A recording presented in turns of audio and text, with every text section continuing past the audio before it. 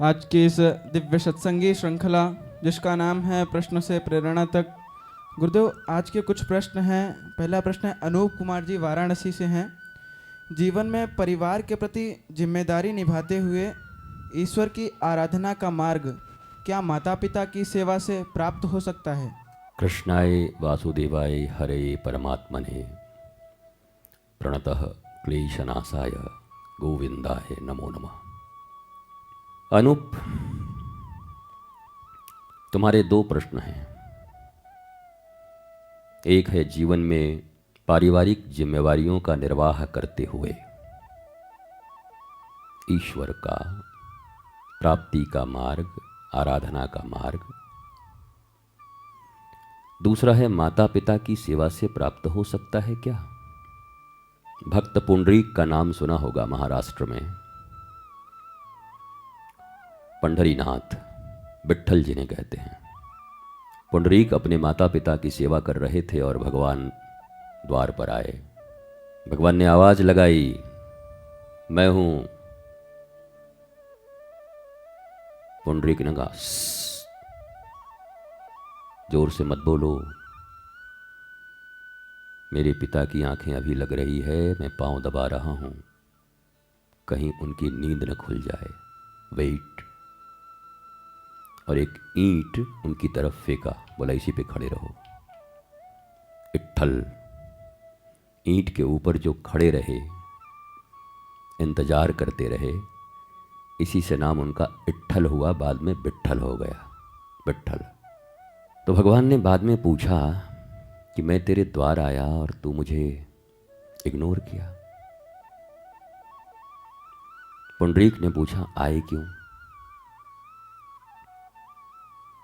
बोला, मैं तुम्हारे माता पिता की सेवा से प्रसन्न होकर आया। बोला, जिस चीज से प्रसन्न होकर आए क्या मैं उसे ही छोड़ दूं? पहले तो तू नहीं आया।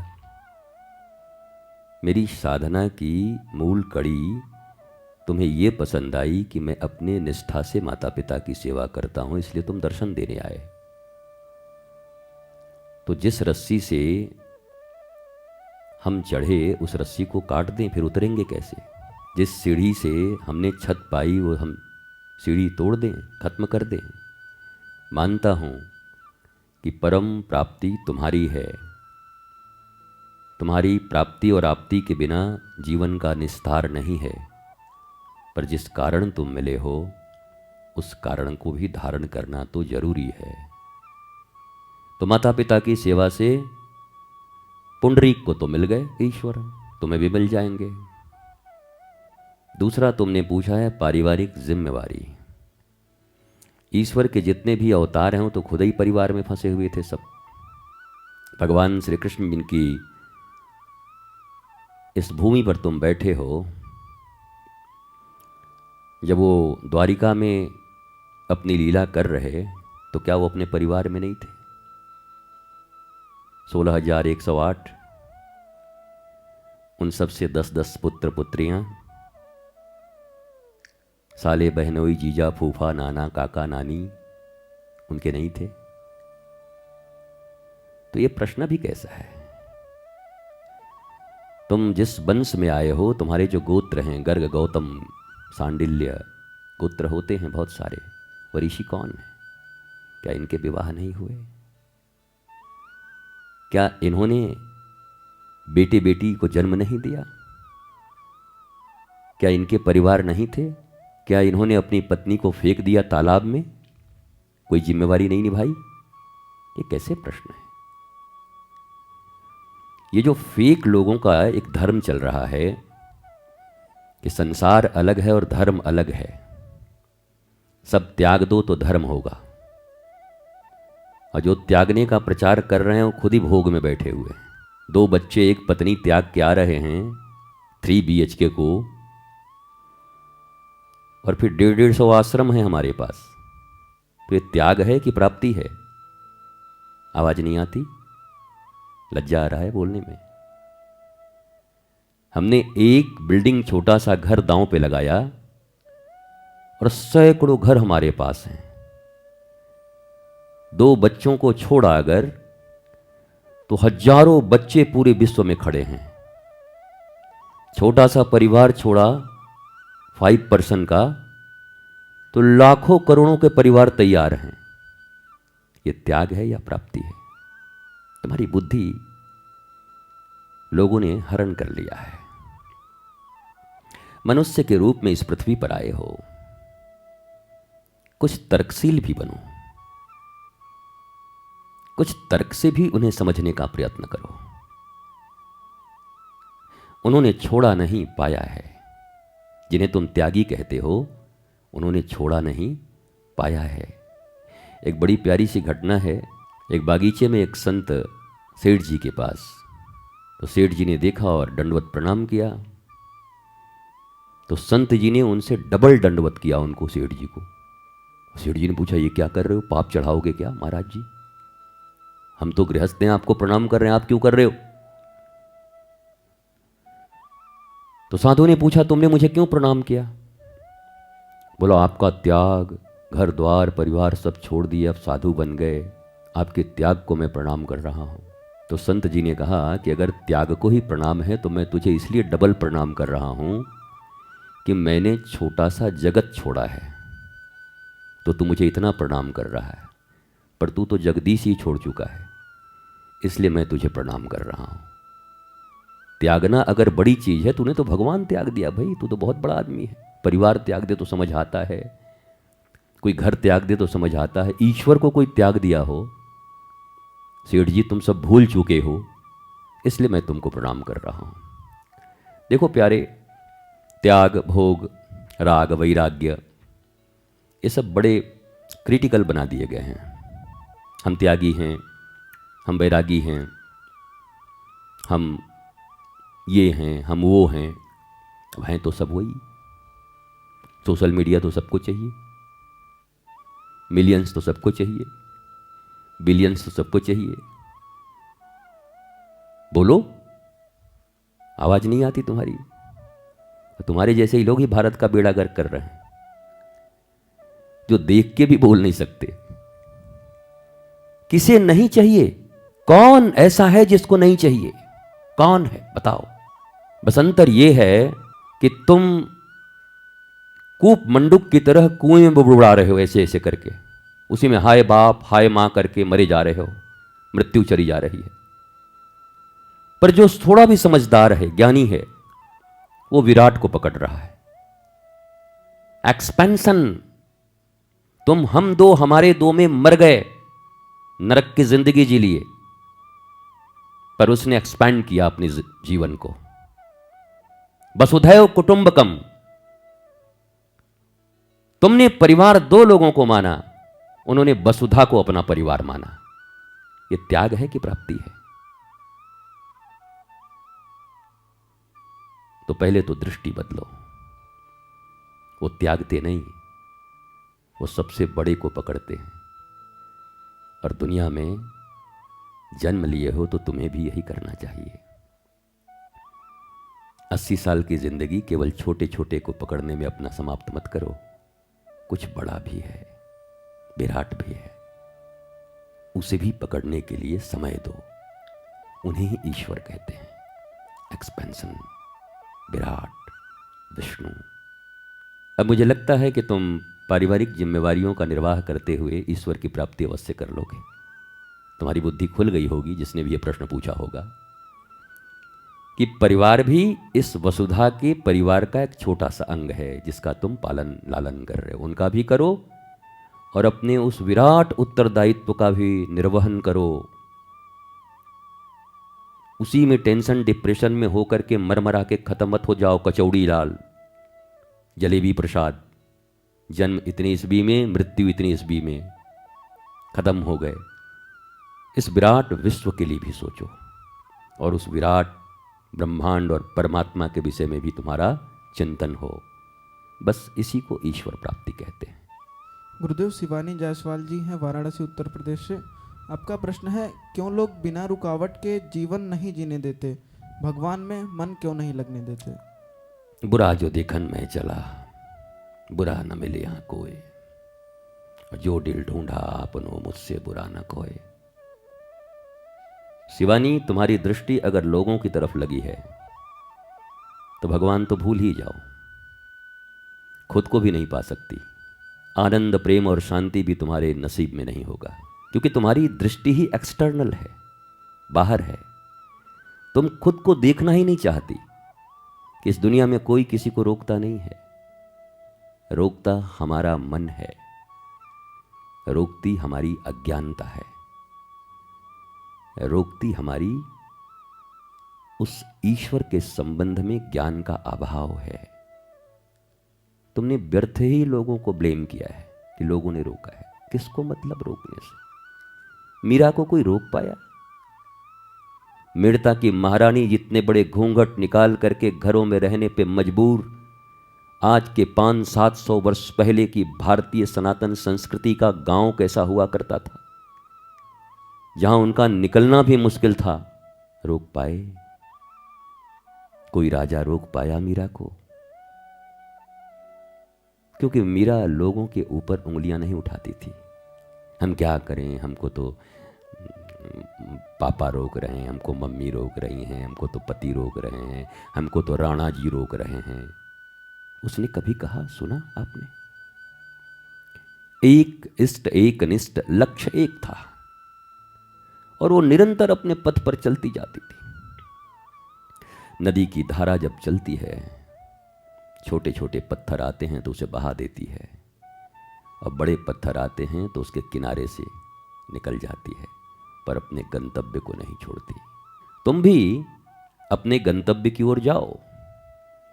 हनुमान जी ने तो कभी राम जी को नहीं कहा, बताइए महाराज जी, आपकी पत्नी का पता करने जा रहे थे, हम तो बाल ब्रह्मचारी हैं, हमारा तो विवाह भी नहीं हुआ, और रास्ते में देखिए सुरसा मिल गई, हमारी देवताओं की माता है, नागों की माता है, और आप तो भगवान जी हैं, तो भगवान जी से तो देवताओं का रिश्ता होता होगा, इस नाते तो यह सब आपके कर्मचारी हैं, अब आपका कर्मचारी ही मुझे रास्ते में रोक रहा है। तो बताइए, एक तरफ तो मैं आपकी पत्नी का पता करने जा रहा हूँ, आपकी सहायता करने जा रहा हूँ, उससे आप अपने आदमी से हमको रुकवा रहे हैं, हमसे अब काम नहीं होगा।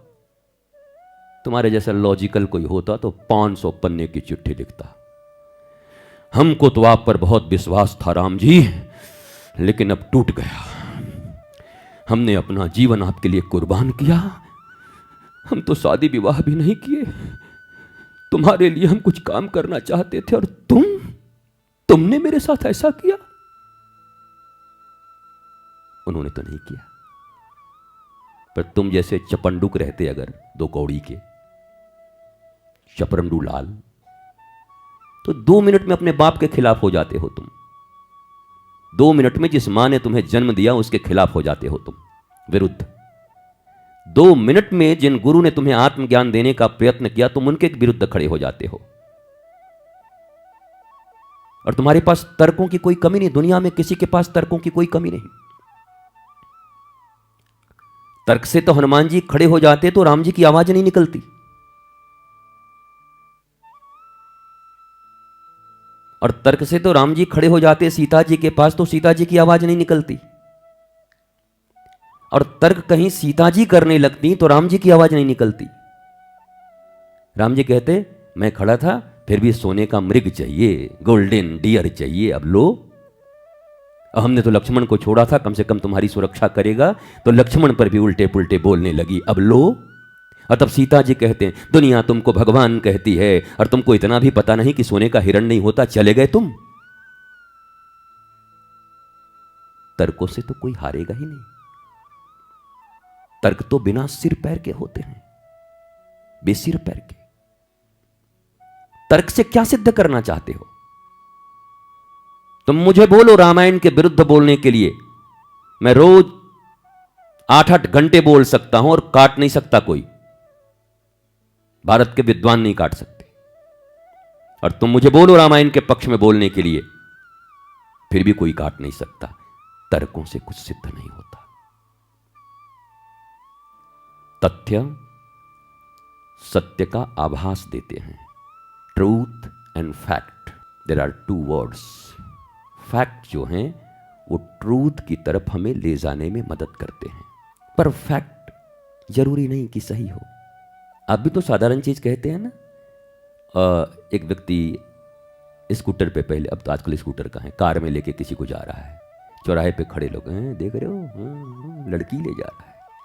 अब उसको पता नहीं कि उसकी बहन है, उसकी बेटी है, उसको ये खबर नहीं है। उसने जो देखा वो सही है।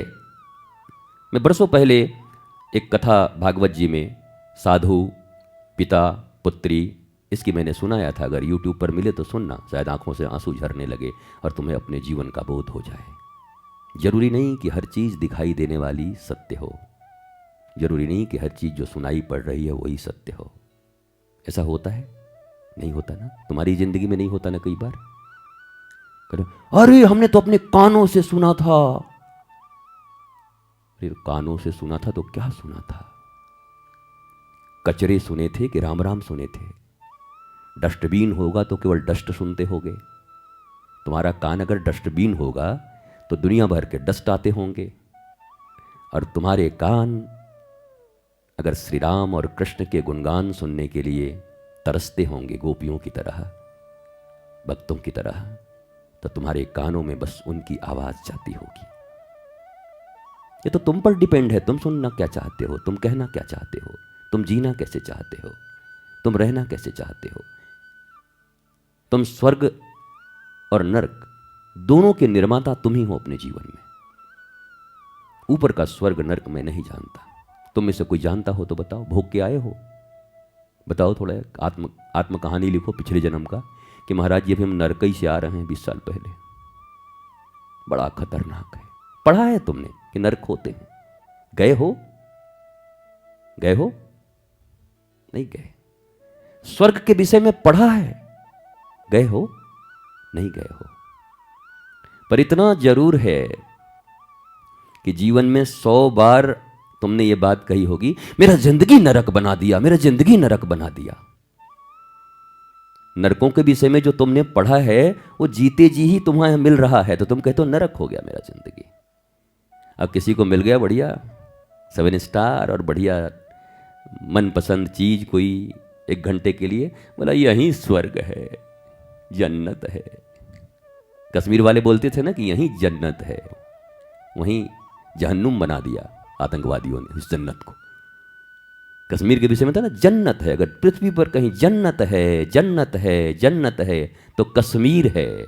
आतंकवादियों ने उठाई AK-47 और कहा कहीं अगर जहन्नुम है, नरक है, नरक है तो यही है। ठोक दिया सबको। हमारे कर्मों से ही हमारा जीवन स्वर्ग या नरक बनता है। और यही है, अभी इसी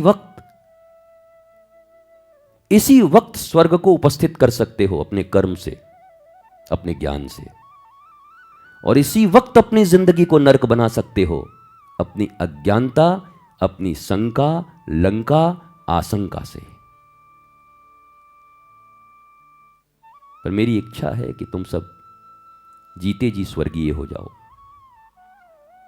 लोग मरने के बाद लिखते हैं स्वर्गीय श्री, पर हमारी इच्छा एक प्रारंभ से है कि भारत के लोग जीते जी स्वर्गीय हो जाएं, जिंदा में ही स्वर्ग प्राप्त कर लें। मरने के बाद तो सभी कर लेते। कुकर्मी से कुकर्मी आदमी का भी लिखोगे तो उसमें लिखा रहेगा स्वर्गीय श्री, और गांव में सबको पता है कि महानरकीय था ये। हाँ, लेकिन क्या करें, लिखना तो स्वर्गीय है ना, नरकीय तो कोई लिखता नहीं। लिखा है आज तक अपने बाप को कोई नरकीय? किसी ने लिखा गांव में किसी को नरकीय?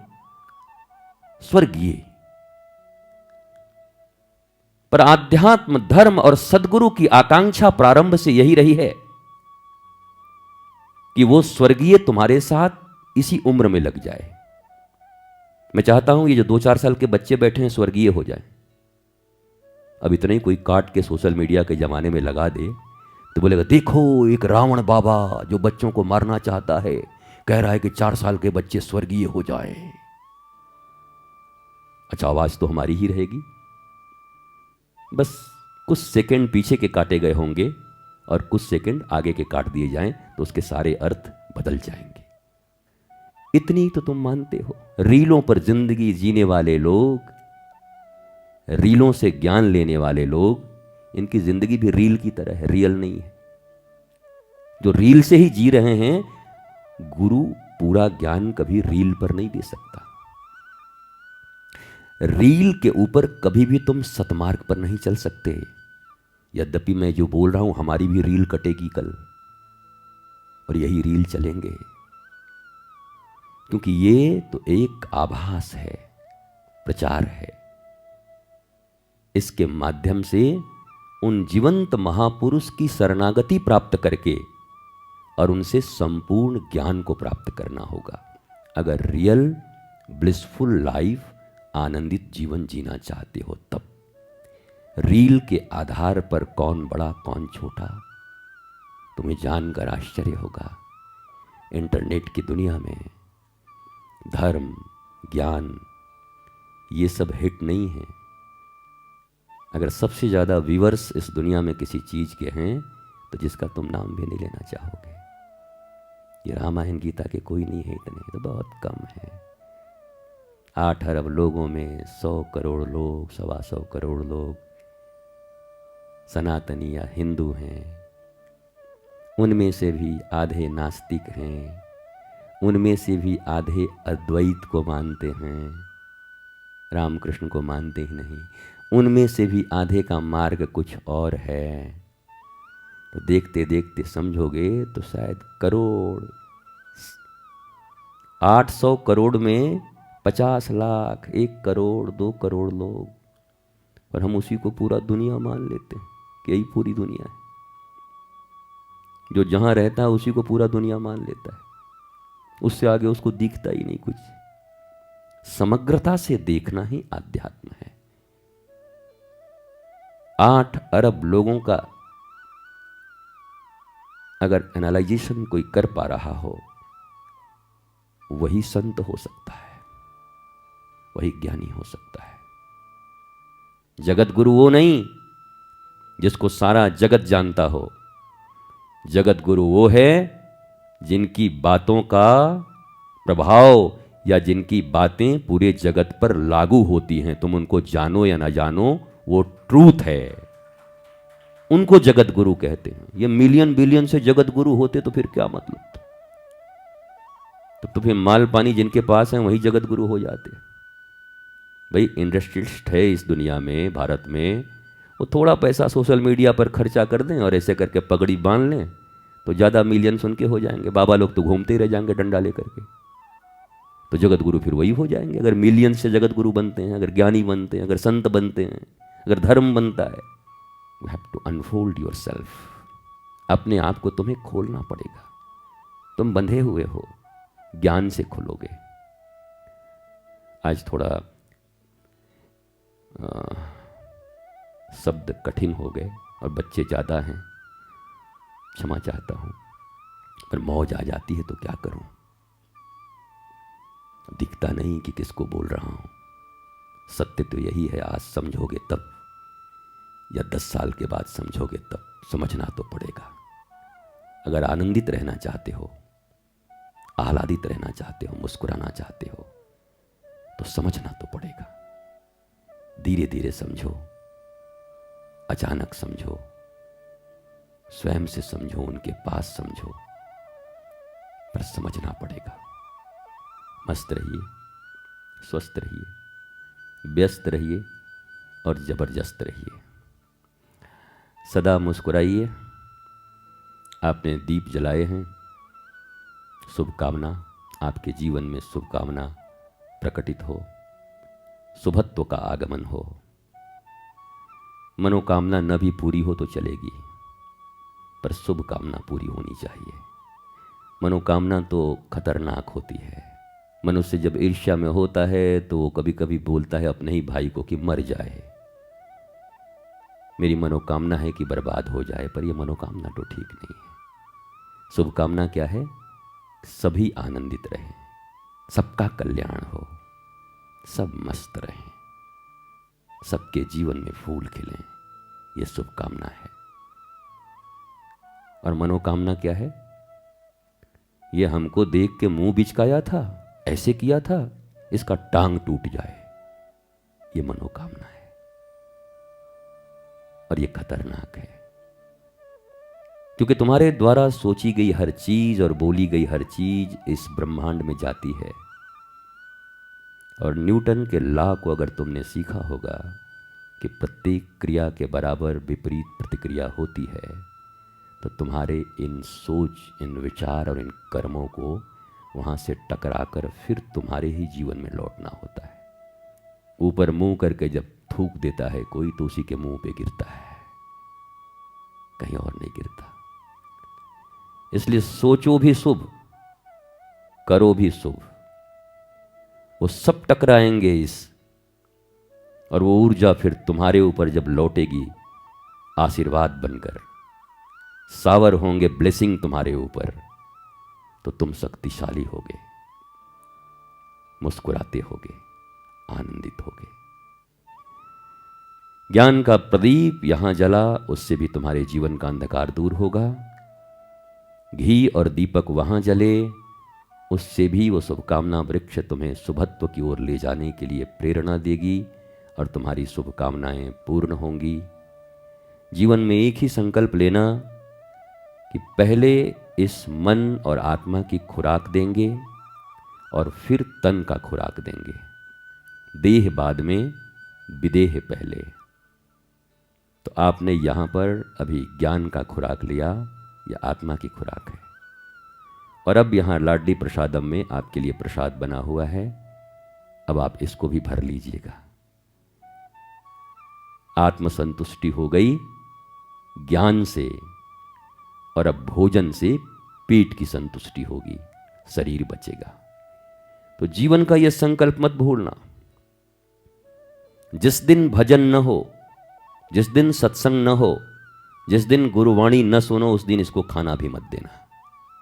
और पूछना जब बोले हमको पराठा खाना है, अच्छा सत्संग किए थे? तब तुम मनुष्य बनोगे, आनंदित बनोगे, और केवल देह के पीछे भागे तो राक्षस बनोगे। राक्षस का अर्थ होता है जो खुद ही दुखी रहता है हर समय। राक्षस दूसरों को दुखी नहीं करते, खुद ही दुखी रहते, और अंत में भगवान द्वारा चीर फाड़ दिए जाते हैं। न प्रारंभ अच्छा होता है, न अंत अच्छा होता है।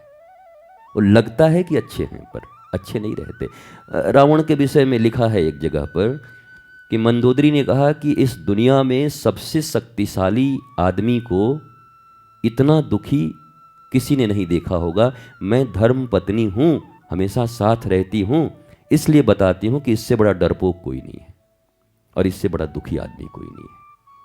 बोला रात को चैन से सोता नहीं था, सोते सोते उछल जाता था, ओए तपस्वी आया, तपस्वी आया, तपस्वी आया। मंदोदरी ने कहा कभी चैन से नहीं सोया यह आदमी। शनि इसके अंडर में, राहु इसके अंडर में, सोने की लंका इसके पास। इतना बड़ा ये आदमी, बड़ों बड़ों को छक्के छुड़ा करके रावण बना हुआ है, पर सो भी नहीं सकता ठीक से, चैन की नींद नहीं इसके पास। काय बात का ये राजा है सोने की लंका का। पत्नी ही बता सकती है पति के विषय में असली चीज। मंदोदरी ने कहा बड़ा दुखी आदमी है बेचारा। तो राक्षसों के जीवन में हमें लगता है राक्षस बड़े सुखी हैं, बड़े दुखी होते हैं, और मेरी आकांक्षा है कि तुम राक्षस मत बनना।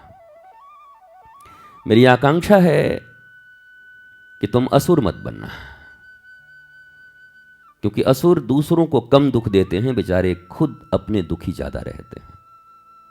और मेरी इच्छा है तुम दुखी मत रहो।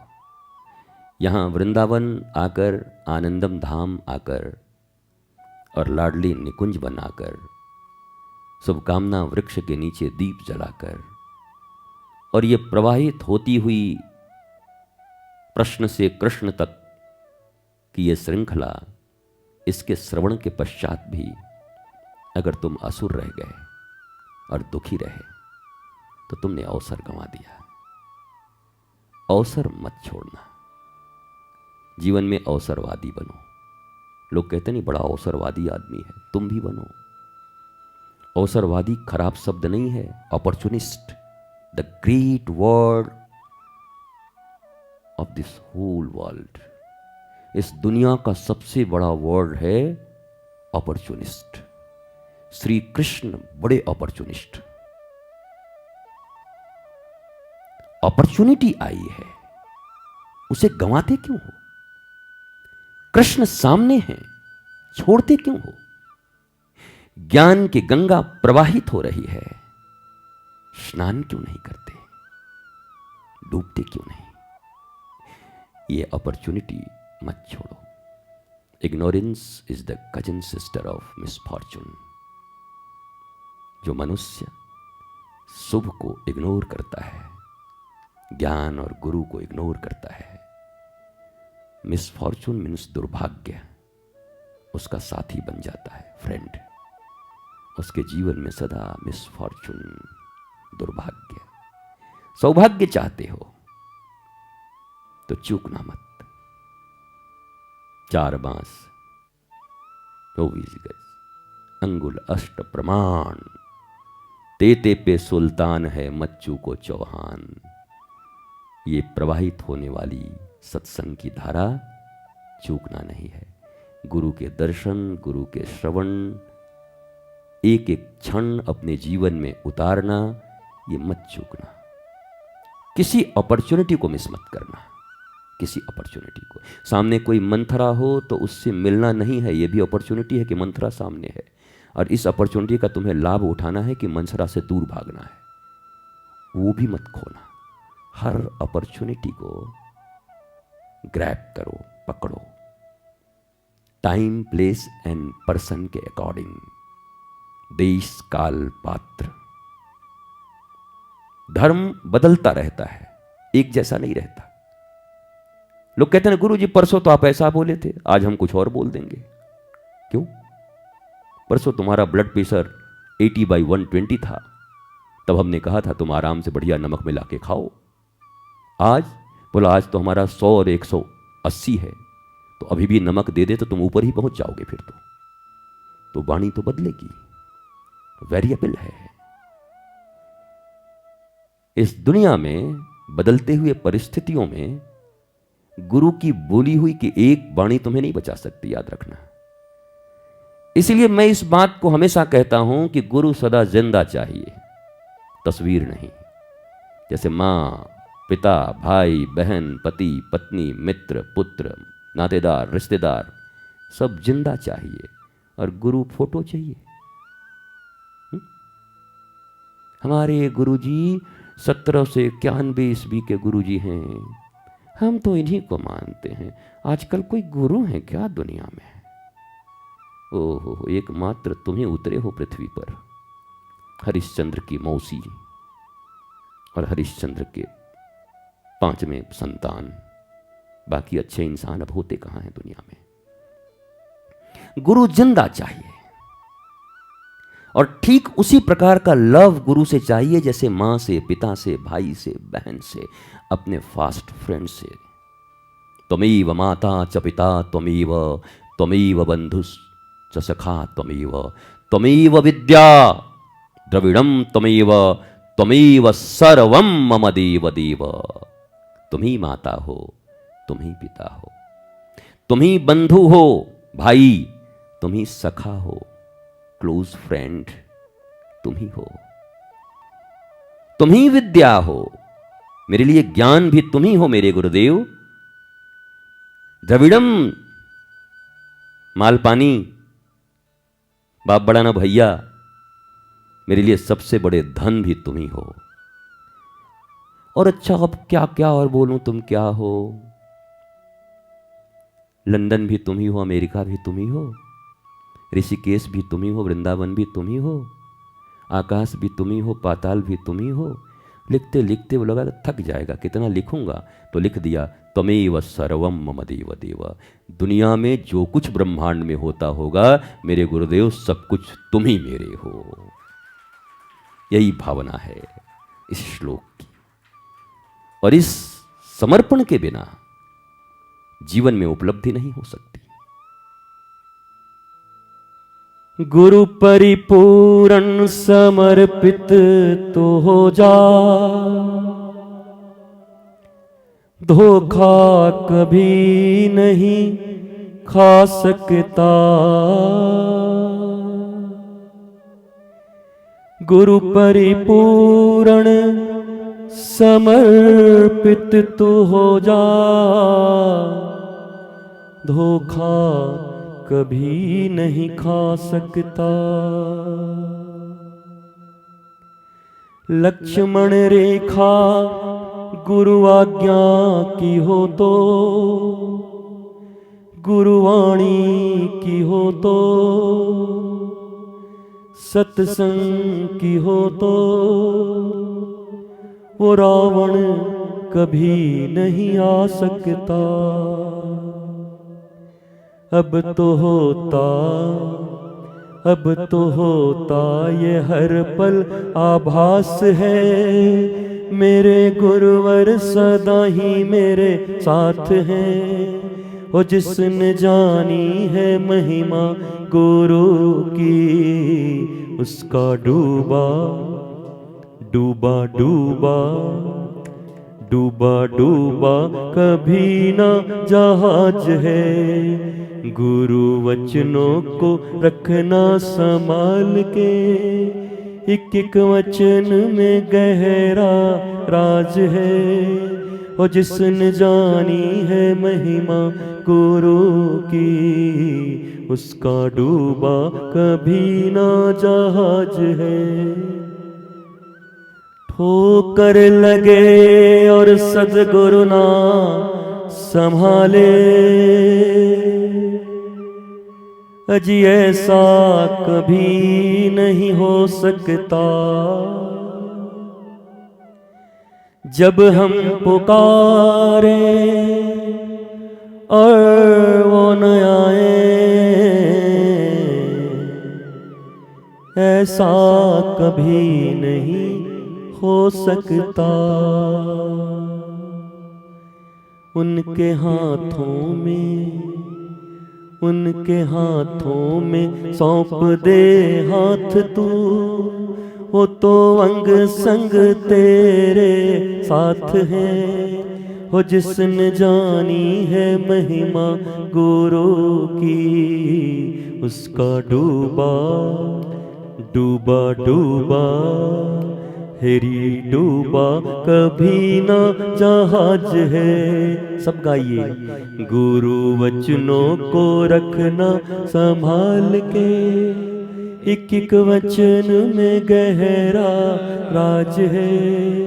जिसने जानी है महिमा गुरु की, उसका डूबा कभी ना जहाज है। उसका डूबा कभी ना जहाज है। बिन गुरु ज्ञान कहाँ से पाऊं, गुरु बिन ज्ञान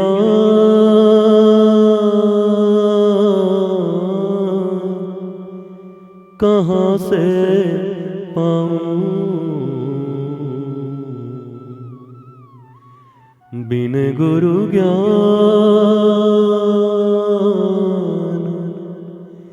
गुरु बिन ज्ञान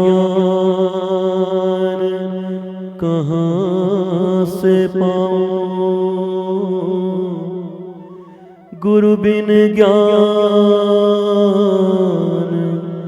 कहाँ से पाऊं। दीजो दान मेरे गुरुवर, मैं सदा ही तेरो गुण गाऊं।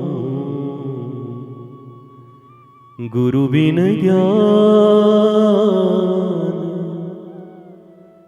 बिन गुरु ज्ञान